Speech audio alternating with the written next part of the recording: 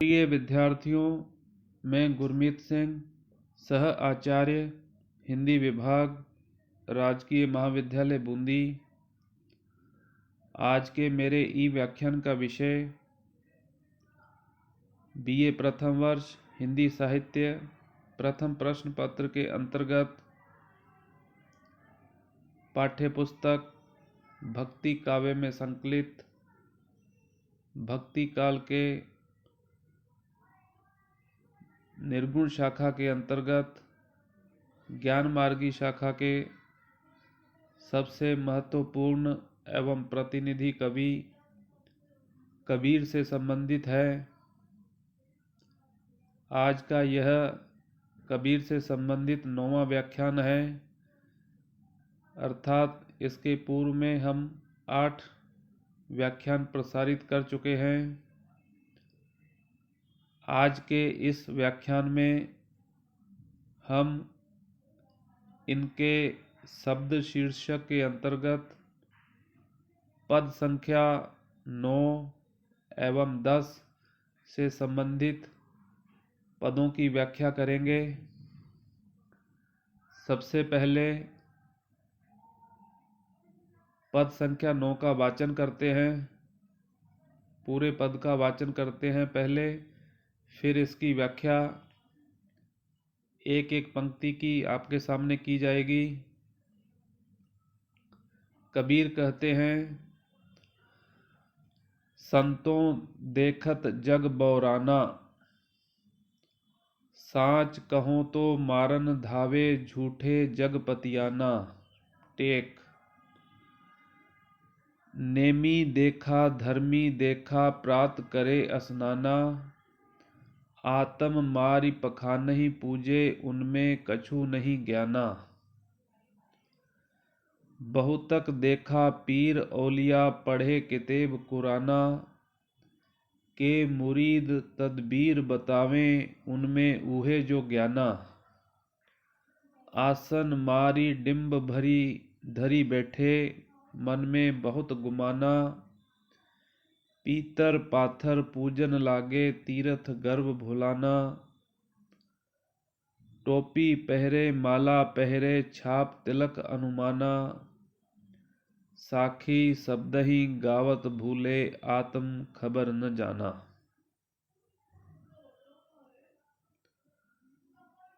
प्रस्तुत पद कबीर द्वारा रचित शब्द शीर्षक से लिया गया है। शब्द शीर्षक अंश से लिए गए इस पद में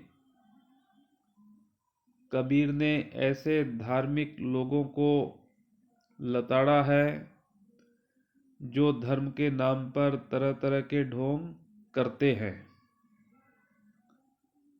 कबीर कहते हैं कि ईश्वर आडंबरों से नहीं बल्कि सहज मार्ग से ही प्राप्त किए जा सकते हैं।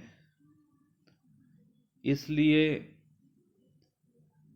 कबीर प्रस्तुत पद में कहते हैं कि संतों देखत जग बौराना।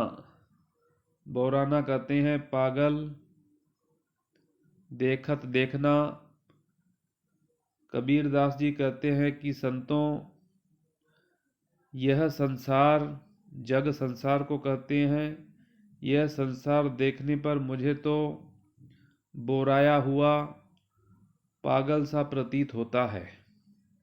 जैसे कोई पागल व्यक्ति होता है, वह किस तरह का आचरण करता है, वैसे ही इस संसार के व्यक्तियों का आचरण मुझे दिखाई देता है।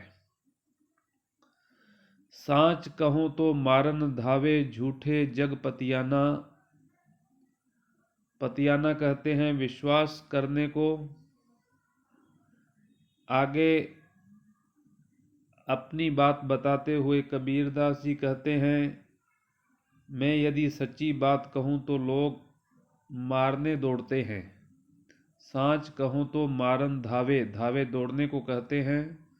यदि मैं सत्य कहता हूं तो लोग मुझे मारने के लिए तत्पर हो जाते हैं, दौड़ते हैं। झूठे जगपतियाना, उन्हें मेरी बात बुरी लगती है और झूठी बात कहूँ तो उस पर विश्वास कर लेते हैं। नेमी देखा धर्मी देखा प्रात करे स्नाना, आत्म मारि पखानहि पूजे उनमें कछु नहीं ज्ञाना। आगे कबीर कहते हैं कि मैंने नियमों का पालन करने वाले देखे हैं। नेमी अर्थात नियम का निर्वहन करने वाले या नियमों का पालन करने वाले। नेमी देखा धर्मी देखा, मैंने धर्म का आचरण करने वाले या धर्म का पालन करने वाले व्यक्तियों को भी देखा है। बड़े बड़े धर्मात्मा कहे जाने वाले भी मैंने देखे हैं। प्रात करे स्नाना, वे प्रातःकाल स्नान करते हैं। वे अपनी आत्मा के विरुद्ध आत्म मारि पखानहि पूजे उनमें कछु नहीं ज्ञाना। वे अपनी आत्मा के विरुद्ध आचरण करते हुए पत्थर की पूजा करते हैं। पखानहि कहते हैं पत्थर को। इसलिए एक स्थान पर कबीरदास जी ने कहा था कि यदि पत्थर पूजने से ईश्वर मिल जाए तो मैं तो पूरे पहाड़ को पूज दूं, उससे तो ये चक्की अच्छी है जो पूरे संसार को अपना आटा खिलाती है। अर्थात कबीर कर्म पर विश्वास रखते थे। व्यर्थ के जो ढोंग करते हैं उन पर वह तीव्र प्रहार करते हुए, व्यंग्य करते हुए कहते हैं कि मैंने ऐसे ऐसे नियमों का पालन करने वाले धर्मात्मा कहे जाने वाले व्यक्तियों को देखा है। वह प्रातःकाल स्नान करते हैं और अपनी आत्मा के विरुद्ध आचरण करते हुए पत्थर की पूजा करते हैं। आत्म मार पखानहि पूजे उनमें कछु नहीं ज्ञाना। मुझे ऐसे व्यक्तियों में ज्ञान का पूर्णतया अभाव जान पड़ता है। बहुतक देखा पीर ओलिया, पढ़े किताब कुराना, के मुरीद तदबीर बतावें उनमें उहे जो ज्ञाना। मैंने बहुतक यानी बहुतों को, ऐसे ऐसे पीर और ओलिया, मैंने बहुत से पीर यानी धर्म गुरुओं को, ओलिया यानी पहुँचे हुए फ़कीरों को देखा है जो किताबें कुरान आदि पढ़ते हैं। पढ़े किताब कुराना, के मुरीद तदबीर बतावें, मैंने उनके मुरीदों यानी शिष्यों या अनुयायियों को देखा है जो कई तरह के उपाय बतलाते हैं। उनमें उहे जो ज्ञाना, वे अपने आप को ज्ञानी समझते हैं। आसन मारी डिम्ब धरी बैठे मन में बहुत गुमाना, पीतर पाथर पूजन लागे तीर्थ गर्भ भुलाना। वे आसन लगाकर पाखंड का अनुसरण करते हैं। आसन मारी डिम्ब धरी, डिम्ब अभिमान घमंड, धरी बैठे मन में बहुत गुमाना, अपने मन में अत्यंत अहंकार भरकर पाखंड धारण करके पूजा पाठ करने के लिए बैठते हैं। अपने इस आचरण के लिए घमंड पाले रहते हैं। ऐसे लोग पीतल या पीपल पत्थर की पूजा करते हैं। पीतर पाथर पूजन लागे तीर्थ गर्भ भुलाना, तीर्थों की यात्रा करते हुए गर्भ से फूले रहते हैं। इस तरह के स्वयं को धर्मात्मा मानने वाले लोग खास तरह की टोपी पहरे, माला पहरे, छाप तिलक अनुमाना, खास तरह की टोपी और माला धारण करते हैं, तिलक छापे लगाते हैं अपने शरीर पर। टोपी पहरे, माला पहरे, छाप तिलक अनुमाना, साखी शब्द ही गावत भूले आत्म खबर न जाना। अंतिम पंक्ति में कबीरदास जी कहते हैं कि कुछ लोग साखियाँ शब्दों को गाते हैं वे वास्तव में धर्म को भूले हुए हैं। उन्हें अपनी आत्मा के बारे में कुछ भी ज्ञान नहीं है। वस्तुतः इस पद के माध्यम से कबीरदास कहते हैं कि जो बाह्य आडंबर होते हैं उनसे कभी भी ईश्वर प्राप्त नहीं किए जा सकते। अपने मन को शुद्ध करना पड़ता है, तब जाकर हम अपने ईश्वर को प्राप्त कर सकते हैं, या हमारी आत्मा परमात्मा से साक्षात्कार कर सकती है। उसके बाद 10वीं व्याख्या है, 10वां पद। हिंदू कहे मोही राम प्यारा, तुर्क कहे रहीमाना, आपस में दो लरी लरी मुए, मर्म न काहू जाना। घर घर मंतर देत फिरत हैं, महिमा के अभिमाना, गुरु के सहित सिखे सब बूढ़े, अंत काल पछिताना। कहे कबीर सुनो हो संतों, ई सब भर्म भुलाना, केतिक कहो कहा नहीं माने, सहजे सहज समाना। यह उसी पद का लगभग विस्तार है, विस्तार कहा जा सकता है। इस पद में भी कबीर ने वही बातें कही हैं जो इससे पूर्व के पद में कही थी। कबीर कहते हैं कि हिंदू कहे मोही राम प्यारा, हिंदू राम को प्यारा मानते हैं, और तुर्क या मुसलमान रहीम को। हिंदू कहे मोही राम प्यारा, तुर्क कहे रहीमाना, रहीम को अपना प्रिय मानते हैं। कबीर कहते हैं कि हिंदू मुसलमान आपस में दो लरी लरी मुए, लड़ लड़कर मर जाते हैं, समाप्त हो जाते हैं। इतनी उनमें कट्टरता होती है अपने धर्म के प्रति, जो आपस में धर्म के नाम पर लड़ पड़ते हैं। आपस में दो लरी लरी मुए, मर्म न काहू जाना। कबीर कहते हैं कि हिंदू मुसलमान राम रहीम में भेद मानकर आपस में लड़ते हुए मर भी जाते हैं, किंतु भगवान के मर्म को, वास्तविकता को नहीं पहचान पाते। मर्म न काहू जाना, घर घर मंतर देत फिरत हैं, महिमा के अभिमाना, गुरु के सहित सिखे सब बूढ़े, अंत काल पछताना। अगली दो पंक्तियों में कबीरदास जी कहते हैं कि